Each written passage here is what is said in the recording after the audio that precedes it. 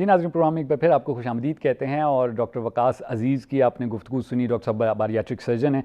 Doctor साहब ने बारियाट्रिक surgery के बारे में प्रोग्राम के पहले हिस्से में बात की। अब हम आपको लेके जा रहे हैं कराची, जहाँ पर अनम जुल्फ़िकार ज़फ़र हमें ज्वाइन कर रही हैं। और अनम जो हैं वो क्लिनिकल साइकोलॉजिस्ट हैं। और आज बड़े ही एक अहम मौजू पर हम लोगों ने बात करनी है अनम के साथ। और वो मौजू हमारा रहेगा कि जो नौजवान नस्ल के आजकल मसले मसाइल हैं, वो उनकी पढ़ाई के मसले मसाइल हैं, रिलेशंस की बात कर सकते हैं, उनके जो पेरेंट्स के साथ इंटरेक्शन है या पेरेंट्स का उनके साथ जो इंटरेक्शन है, इन तमाम चीज़ों पे हम लोग आज उनके साथ बात करने जा रहे हैं। और अहम मौजू है, आप लोग भी सुनिएगा और जो डायरेक्शन जो सजेशंस अनम देती हैं उन पे अमल करने की कोशिश कीजिएगा। हम लोग चलते हैं अनम की तरफ और गुफ्तगू का आगाज़ करते हैं। सलाम अर्ज़ करता हूँ अनम, आपकी खिदमत में। वालेकुम अस्सलाम खुर्रम, क्या हाल है आपके? अल्लाह का ईद शुक्र। मुबारक। ईद मुबारक हो, आपको भी बहुत बहुत ईद मुबारक हो। और इंशाल्लाह जो है अच्छा आप लोगों की ईद अच्छी गुजरी हो। खैर बस आजकल कोविड की वजह से बहुत ख्याल रखना पड़ता है चीज़ों का, लेकिन आपको भी बहुत बहुत ईद मुबारक हो। अच्छा जी अनम बताइएगा, जी। बड़ा ही अहम मौजू आपने सिलेक्ट किया कि नौजवान नस्ल जो हैं उनके मसाइल। तो इसमें बहुत सी बड़ी मल्टी फैक्टर सा है, बहुत सी चीज़ें आ जाती हैं। तो बेसिकली हम लोग कहाँ से इस चीज़ को शुरू करेंगे? उनकी नफ्सियाती कंडीशन पे बात करेंगे, उनका जो पेरेंट्स के साथ रिलेशन है उस पर बात करेंगे, पढ़ाई के मसले हैं, या सोशल मीडिया का बहुत ज़्यादा इस्तेमाल है? कहाँ से हम शुरू करेंगे इस बात को? देखिए, सबसे पहले तो मैं इस बात को क्लियर करना चाहूंगी कि जो अडोलसेंस की जो एज होती है, जी। जिसमें जो बालिग होने की उम्र होती है, ये जी। वाकई में एक बड़ी जज्बाती किस्म की उम्र होती है। ये बहुत इमोशनल, इम्पल्सिव और सेंसिटिव एज होती है। ठीक है। और इससे पहले कि मैं थोड़ा सा बताऊं कि असल में ये अडोलसेंस की एज के प्रॉब्लम्स क्या हैं, जी। थोड़ा सा मैं इसमें स्टेजेस बताना चाहूंगी कि अडोलसेंस की इसमें क्या स्टेजेस होती हैं। सही। सबसे पहले तो हमारी आती है अर्ली अडोलसेंस। अर्ली अडोलसेंस जो होती है वो होती है आपके 10 से 14 साल की उम्र में। ठीक है। फिर आपकी आती है मिडिल अडोलसेंस, जो कि उसकी एज लिमिट आपकी होती है 15 से 17, 15 से 17 साल। और ठीक है। फिर जो लास्ट, जो सबसे ज्यादा इंपॉर्टेंट होती है, जो कि लेट एडोलसेंस होते हैं, जिसमें ज्यादातर हमें सोशल प्रॉब्लम्स, इमोशनल प्रॉब्लम्स जो एडोलसेंस फेस करते हैं, वो उम्र होती है 18 से 24। ठीक। अच्छा, एक एक और चीज ये है कि 18 से 24 जो लास्ट लेट एडोलसेंस होती है, इसमें एक तरह से पर्सनालिटी डिसऑर्डर्स से भी बहुत ज्यादा इंडिविजुअल सफर करते हैं। ठीक है। क्योंकि देखिए, एडोलसेंस जो है ना, एक बेसिकली अगर हम ओवरऑल एक एडोलसेंस के पीरियड को देखें तो ये एक ट्रांजिशन पीरियड भी है। ठीक है। एक चेंज होता है फ्रॉम चाइल्डहुड टू अडल्टहुड। यानी आप बच्चे से एक अडल्ट की तरफ आप मूव कर रहे हो, बड़े होने की तरफ आप मूव कर रहे हो। सही तो है। आपकी जो पर्सनालिटी होती है वो इतनी ज्यादा डेवलप नहीं होती। इट्स बेसिकली रॉ, एक रॉ पर्सनालिटी होती है। और आपको इतनी ज्यादा समझ बूझ नहीं होती, काफी इमेच्योरिटी की एज में होती है। तो आप मेच्योरिटी की लेवल की तरफ जब जा रहे होते हो, तो काफी टीनेजर्स जो होते हैं वो इस बात में बहुत कंफ्यूज होते हैं कि अब हमसे अडल्ट क्या एक्सपेक्ट करें, कि हम किस तरह रिएक्ट करें, कैसे ठीक। रिस्पॉन्स करें या कैसे बिहेव करें। बिल्कुल सही।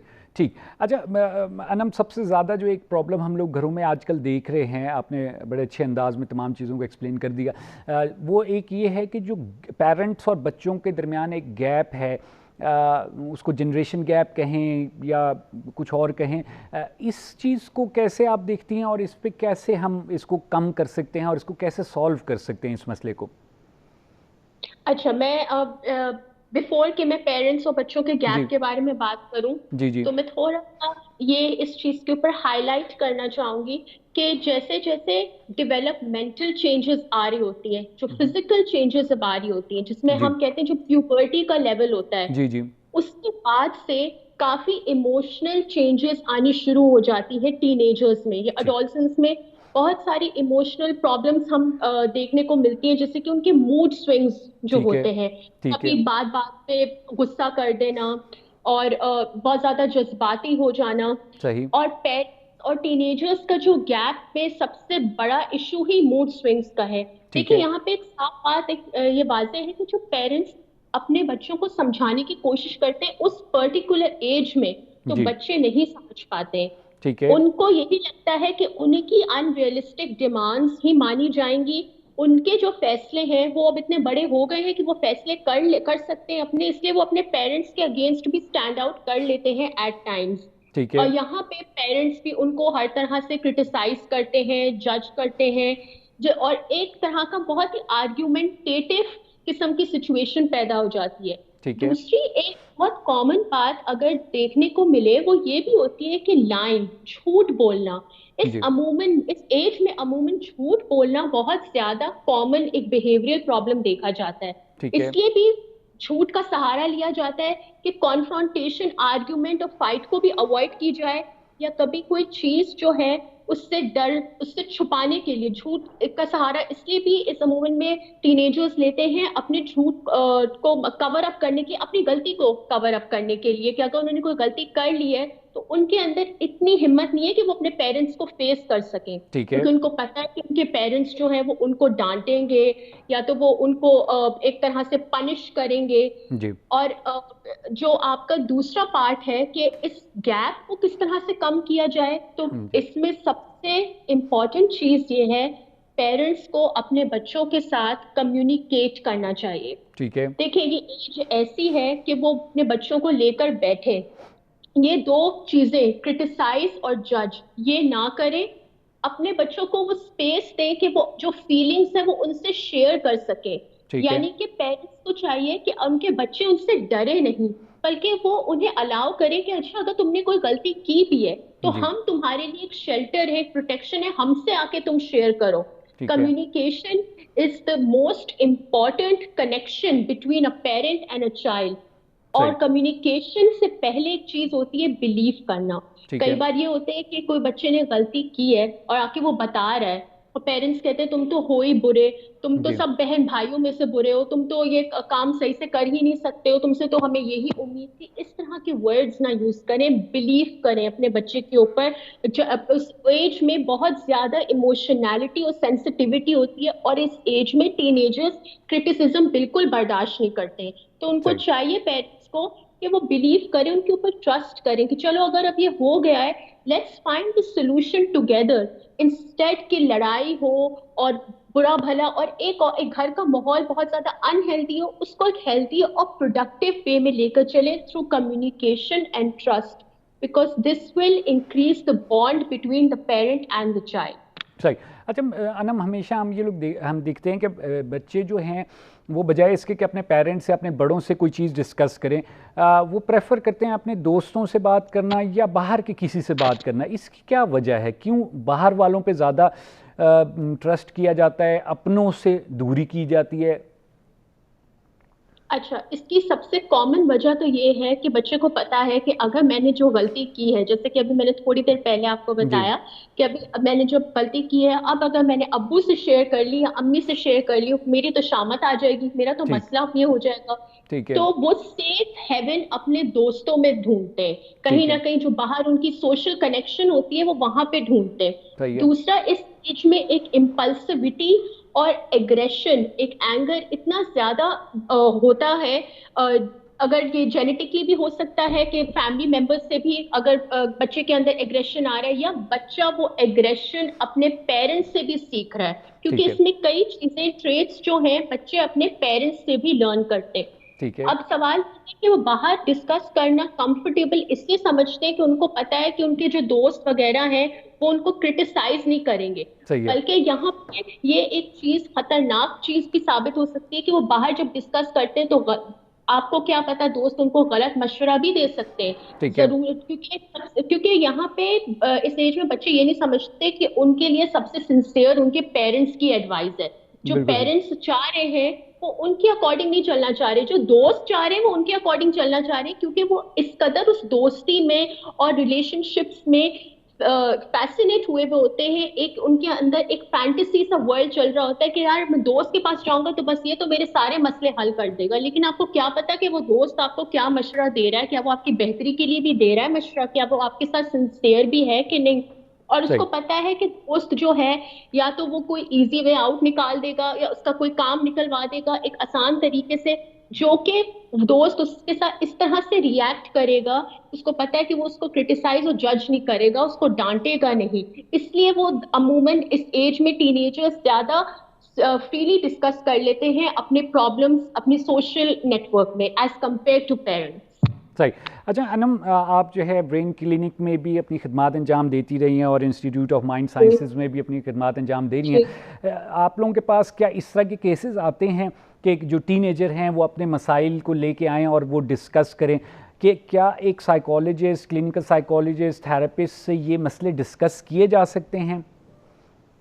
देखिए, सबसे पहले तो मैंने जैसे आपको हमें ये बताया था कि फैमिली सपोर्ट जी। Before before asking for any sort of professional help, family support बहुत इंपॉर्टेंट होती है। ठीक है। घर में अगर बच्चे माँ बाप बैठ के वो मसाइल हल करें, एक इस तरह का माहौल क्रिएट करें कि वो मसला हल कर सकते हैं, ठीक है। और उस कम्युनिकेशन के थ्रू जो है प्रॉब्लम सॉर्ट आउट हो सकती हैं। मगर अगर जैसे कि प्रॉब्लम्स यहाँ तक पहुंच गई है कि बच्चे ने फॉर एग्जाम्पल ड्रग्स, मंशियात का सहारा ले लिया है, जी।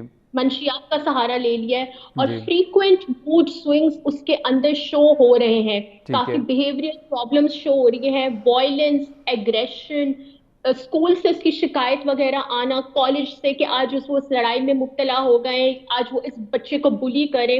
तो फिर जब प्रॉब्लम्स हद से ज्यादा बढ़ जाती हैं और बच्चे की अपनी सोशल फंक्शनिंग, उसके अपने पर्सनल रिलेशन सब इफेक्ट होने लगते हैं, देन इट्स वेरी इंपॉर्टेंट कि मामला घर से बाहर लेकर जाया जाए, यानी टूवर्ड्स प्रोफेशनल हेल्प। तो अच्छा। यहाँ फिर हम लोग क्लिनिकल साइकोलॉजिस्ट, साइकेट्रिस्ट, अच्छा साइकेट्रिस्ट की नीड इसलिए होती है, फॉर एग्जांपल अगर बच्चा जो है वो किसी भी पर्टिकुलर डिसऑर्डर से सफर कर रहा है, लाइक डिप्रेशन, कि सही वो है। अपने दोस्तों में स्टैंड आउट नहीं कर रहा है, क्योंकि इस एज में एक कंपटीशन का भी बहुत ज्यादा फैक्टर मैटर करता है। बच्चे बहुत कम्पीट करते हैं कि मैंने स्टडीज में भी अच्छा होना है, एक्स्ट्रा जी। करिकुलर एक्टिविटीज में भी परफेक्ट होना है, ग्रेड्स भी अच्छे लाने। जब वो अपनी एक्सपेक्टेशंस को मीट नहीं करते हैं तो फिर एक तरह से उनके, जब वो अपने एक्सपेक्टेशंस को जी। सॉरी जी। मीट नहीं करते, फिर एक तरह से उनके अंदर इंफियोरिटी कॉम्प्लेक्स डेवलप होना स्टार्ट हो जाता है, दिस ठीक। Might lead to depression. तो ठीक फिर है। वहां पे उनको एंटी डिप्रेसेंट्स एंड साइकेट्रिस्ट की नीड होती है। सही। बहुत अच्छा। यानी आप अगर किसी को लगता है कि प्रॉब्लम्स हैं और इतने एक्सट्रीम हैं तो वो प्रोफेशनल हेल्प ले तो उसमें बेहतरी है। वो पेरेंट्स की तरफ से भी हो सकता है और टीनेजर भी जो है वो हेल्प सीख कर सकते हैं। अब थोड़ा सा हम इस तरफ आते हैं कि हमारे पास जो स्टडीज़ को लेके, पढ़ाई को लेके जो मसले मसाइल बच्चों में देखने को मिलते हैं, कंपटीशन का आपने का माहौल है और बड़ा ही शदीद किस्म का एक प्रेशर बच्चों पे होता है। तो ये प्रेशर आपके ख्याल में ड्यू है, ठीक है, बच्चों पे डालना चाहिए प्रेशर, उनको सुबह शाम ट्यूशनें पढ़ाना और फिर उनके जहन में डालना कि भाई आपने नंबर लेने हैं, आपने ना लिए तो you are a failed person, और ये तमाम चीज़ें, तो ये कहाँ लेके जा रही हैं हमारी टीनेजर को? यही तो मैं बदकिस्मती से इस बारे में बोलूंगी कि बहुत बदकिस्मती से मुझे इस चीज के ऊपर कोट करना पड़ रहा है कि हमारा माशरा अब तक इस चीज में लैक करता है। पेरेंट्स जो हैं, सबसे पहले तो मैं जब मैं प्रोफेशनल हेल्थ की जैसे बात करी थी, तो उसमें पेरेंटल काउंसलिंग भी बहुत इंपॉर्टेंट होती है, जो ठीक। एट टाइम्स हम क्लिनिकल साइकोलॉजिस्ट प्रोवाइड करते हैं पेरेंट्स को। ठीक है। देखिए, सबसे पहले तो ये है कि अगर फैमिली मेंबर्स में सिबलिंग्स हैं और पेरेंट्स की अक्सर ये आदत होती है कंपेयर करना, कि ठीक है। देखो वो तुमसे ज्यादा सक्सेसफुल हो रहा है, वो तुमसे ज्यादा अच्छे नंबर ले रहा है, तुम अभी तक इसी स्टेज पे हो, तुम अभी तक इसी पोजीशन पे हो। जी। ये बहुत ज्यादा सेल्फ स्टीम को हर्ट करती है ये चीज। ये ठीक है। इससे बच्चा इतना वो ज्यादा अंदर से घुट जाता है कि उसके अंदर फिर ये चीजें खुद ब खुद डेवलप होनी स्टार्ट हो जाती है। I am a failure, I am a loser, I can not perform well, I can ठीक। नेवर परफॉर्म वेल ठीक है। Due to this comparison. और सही। फिर एट टाइम्स ये भी होता है कि बच्चा उस कंपैरिजन को रिमूव करने के लिए परफेक्शन की तरफ स्ट्राइव करने लगता है, कि अच्छा। दिन रात ट्यूशंस में पढ़ रहा हूँ, बस दिन रात अब सिर्फ पढ़ाई है, पढ़ाई है, पढ़ाई है, और इतना वो अपने आप को ओवर बर्डन कर लेता है कि फिर ऑब्वियसली क्योंकि वो हर सब्जेक्ट में तो परफेक्ट हो नहीं सकता है, ठीक है। कुछ कुछ सब्जेक्ट में ही वो अपनी परफेक्शन या मास्टरी शो कर सकता है, not even perfection also, because perfection से फिर एट टाइम्स जब उस बच्चे की खुद की एक्सपेक्टेशंस और फिर ऊपर से पेरेंटल प्रेशर, जी। दोनों चीजें आ जाती हैं, तो this can lead to quite a lot of psychological problems. तो ठीक है। पेरेंट्स को यहाँ पे एक चीज अंडरस्टैंड करनी चाहिए कि बच्चा अपने एप्टीट्यूड और कैपेबिलिटी के अकॉर्डिंग ही परफॉर्म करेगा। ठीक है it would not be the end of the world अगर एक दफा बच्चे ने परफॉर्म नहीं किया। जी आपकी डिस्करेजमेंट तो उसको फिर कभी भी परफॉर्म करने नहीं देगी। यहाँ पे पेरेंट्स के लिए बहुत इंपॉर्टेंट रोल है कि बच्चों को वो इनकरेज करे एक तरह से। ठीक है अगर वो दिन रात भी ट्यूशंस पढ़ रहा है, कुछ कर रहा है, तो at least there should be proper breaks in their study. क्योंकि जी हमारे कई बार ऐसे देखते हैं कि एक स्कूल से आए बच्चे, उसके बाद फिर ट्यूशन, फिर शाम को मदरसे, एक तरह से मोनोटोनस जब लाइफ हो जाती है तो फिर बच्चा अपनी स्किल के हिसाब से जो एक्चुअल में वो करना चाहता है, या अगर वो फ्री टाइम में कोई भी हेल्दी एक्टिविटी परफॉर्म करना चाहता है, वो नहीं कर सकता। तो पेरेंट्स को एक बहुत ही प्रॉपर और बैलेंस स्केड्यूल बनाना चाहिए, एंड जी अलोंग विद दैट काफी इंकरेज करना चाहिए अपने बच्चे को हर तरीके से आगे बढ़ने के लिए, and to stop comparing their kid with other kids, उसकी उम्र के दोस्तों से भी और सिबलिंग्स से। सही। अच्छा अनम, लास्ट सवाल मैं ये पूछूंगा आपसे कि ये जो फील्ड की चॉइस है, जो आपके कैरियर की चॉइस है, इसमें बहुत ज़्यादा इंटरफेरेंस होती है। इंटरफेरेंस कहूँ या जो है पेरेंट्स की ख्वाहिश होती है कि जी बच्चा हमारा ये बने, बच्चा हमारा इस फील्ड में आए। तो इसके बारे में आप क्या कहेंगी? कुछ बच्चों के कुछ अपने शौक़ होते हैं, वो एक डिफरेंट फील्ड की तरफ जाना चाहते हैं, लेकिन पेरेंट्स या घर वालों के प्रेशर में वो डिफरेंट फील्ड में चल जाते हैं, और फिर उसमें अक्सर देखने में आता है कि वो उस तरह कामयाब नहीं हो पाते जिस तरह वो अगर अपनी मर्ज़ी की फील्ड में जाते उसमें कामयाब हो सकते थे। एग्जैक्टली यहाँ पे मैं इस चीज को सबसे पहले इम्पोर्टेंस देना चाहूंगी कि अगर कोई फील्ड का डिस्कशन, अगर बच्चा बोल रहा है अपने पेरेंट्स को कि मुझे ये वाली करियर में मुझे इस फील्ड में अपना करियर बनाना है, जी तो पेरेंट्स उसको हमेशा इस नजर से देखते हैं कि नहीं भाई, हमने तो ये सोचा हुआ है कि हमारा तो बचपन से ख्वाब है कि जब से तुम पैदा हुए थे कुछ, तो हमने सोचा कि तुम डॉक्टर बनोगे या तुम इंजीनियर बनोगे। अब ठीक है पेरेंट्स को ये देखना चाहिए कि बच्चे की भी कुछ ख्वाहिशात हैं, उसकी भी कुछ विशेस हैं, और यहाँ पे ख्वाहिशात से ज्यादा इस द माइंड लेवल, बच्चा कितना परफॉर्म कर पा रहा है उस पर्टिकुलर फील्ड में। अगर बच्चा जो है डॉक्टरी एमबीबीएस नहीं कर पा रहा है, सो इट्स वेरी इंपॉर्टेंट कि वो उसी वक्त उस वहां से हट जाए, इससे पहले कि वो और भी एग्जाम्स फेल करे और फिर बाद में जाके उसको रियलाइजेशन हो कि मैं ये परफॉर्म नहीं कर सक रहा हूँ। पेरेंट्स को ये अंडरस्टैंड करना चाहिए अपने बच्चे का एप्टीट्यूड लेवल देखने के हिसाब से कि मेरे बच्चे की कैपेबिलिटी कहाँ स्टैंड करती है, अगर, और सही कैपेबिलिटी से ज्यादा इंटरेस्ट कहाँ स्टैंड करता है। क्योंकि सही कई बार ऐसा होता है कि बच्चे अपने पेरेंट्स के प्रेशर में आके कई बार अपने फ्रेंड्स को कह रहे होते हैं कि हाँ डॉक्टर बन रहा हूँ, क्योंकि मैं बनना नहीं चाह रहा, मेरे पेरेंट्स की ख्वाहिश है ये। अब सही वो आगे जाके किस तरह परफॉर्म कर रहा है, उसके लिए क्या फ्यूचर प्रोस्पेक्ट है, ये तो वो खुद ही इंडिविजुअल सेल्फ जानता है पेरेंट्स से ज्यादा। तो ठीक है मैं यहाँ पे पेरेंट्स को एक मैसेज देना चाहूंगी कि जब भी एक करियर डिस्कशन हो, इट्स वेरी इंपॉर्टेंट कि आप जो है एक घर में एक इस तरह का हेल्थी माहौल हो जहाँ पे सारे प्रॉस एंड कॉन्स, यानी डिफरेंट एडवांटेजेस डिसएडवांटेजेस निकाल के डिस्कस करें, प्रॉपर हेल्थी डिस्कशन हो कि अच्छा जी तुम इस तरह ये फील करना चाह रहे हो, ये क्यों नहीं करना चाह रहे हो।